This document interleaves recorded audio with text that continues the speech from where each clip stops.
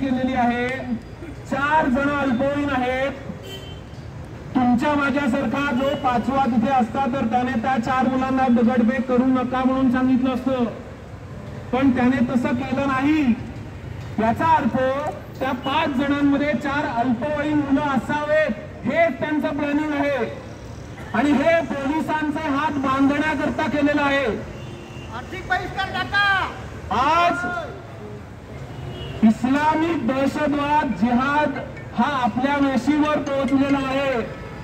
आज मी चॅलेंज देऊन सांगतो, फडके रोडवर जर आपण आता निघालो आणि दुकानांमध्ये दुकानाच्या मालकांची नावं विचारली तर किमान 20% मालक हे मुसलमान आहेत। आर्थिक बहिष्कार टाका।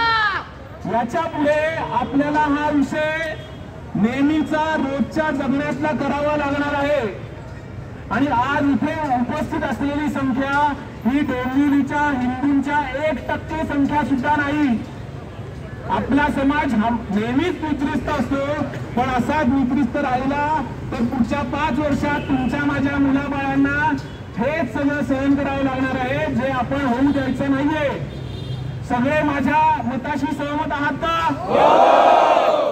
याच्यासाठी काय करायचं आहे 4 मुद्दे सांगतो। शहर म्हणून आपण मुसलमान दुकानदारांवर आर्थिक बहिष्कार टाकणार आहोत।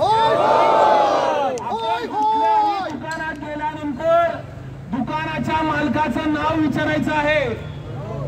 दुकानाच्या मालकाचं नाव सांगितलं नाही तर त्या दुकानाचा फोटो आपण डोंबिवलीच्या सगळ्या व्हॉट्सअप ग्रुपवर टाकून देणार आहोत आणि त्या दुकानाशी व्यवहार पूर्णपणे बंद करणार आहोत।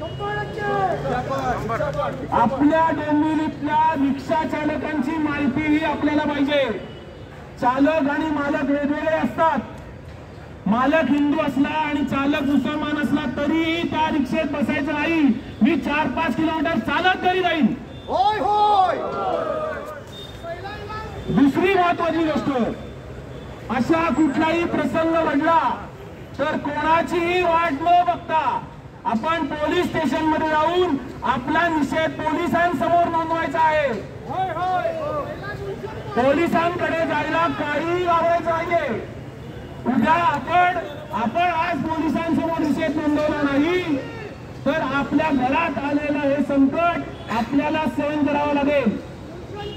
दुकानं भाड्याने देणाऱ्यांना पण त्यांचा समाचार घ्या। आपण दुकानं भाड्याने देतात त्यांना त्यांचा समाचार घ्या पहिला। लँड जिहाद तिसरा अत्यंत महत्वाचा मुद्दा।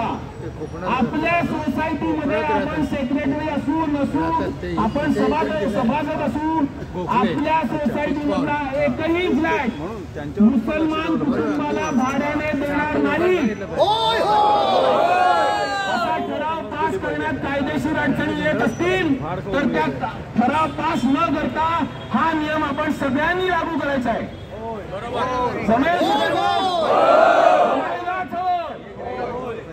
चौथा आणि सगळ्यात महत्वाचा मुद्दा जो आज आपण इथे ठरवून सगळे घरी जाणार आहोत, मुसलमान समाज हा न लाजता दर शुक्रवारी टोपी घालून नमाज पढतो। तो धर्मांध आहे। आपण धर्मांध आहोत नाही त्याचा विचार करू नका, आपल्याला याच्या पुढे धर्मांध व्हावं लागेल।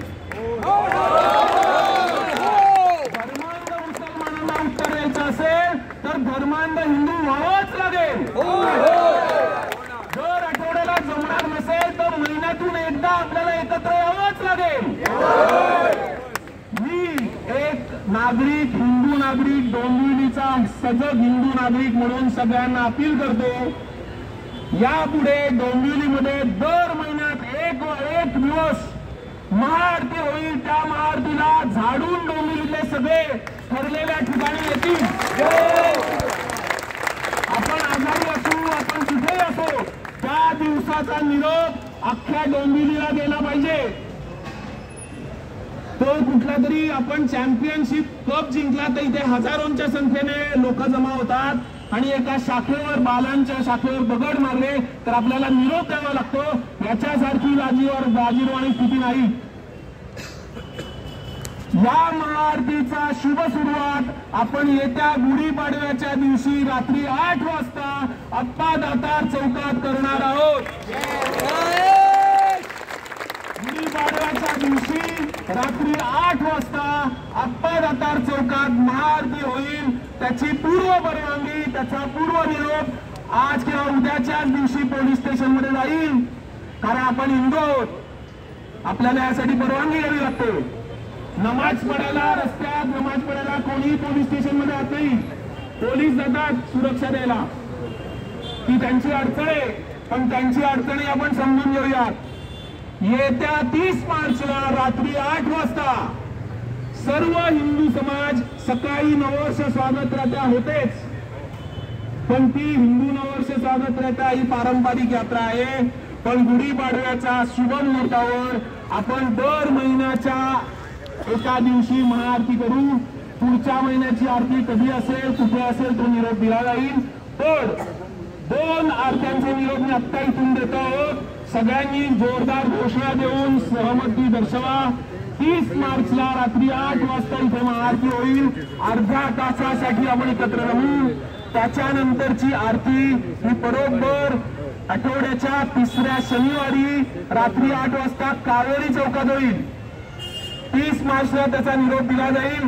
कोणी असं समजू नका कावेरी चौक लांब आहे, थोडा वेळ काढा. जिथे कुठे असेल तिथे आपल्याला पोहोचायचंय. महाआरती होईल, घोषणा होतील आणि आपण आपापल्या घरी जाऊ. जमेल? घोषणा द्या. भारत माता की जय.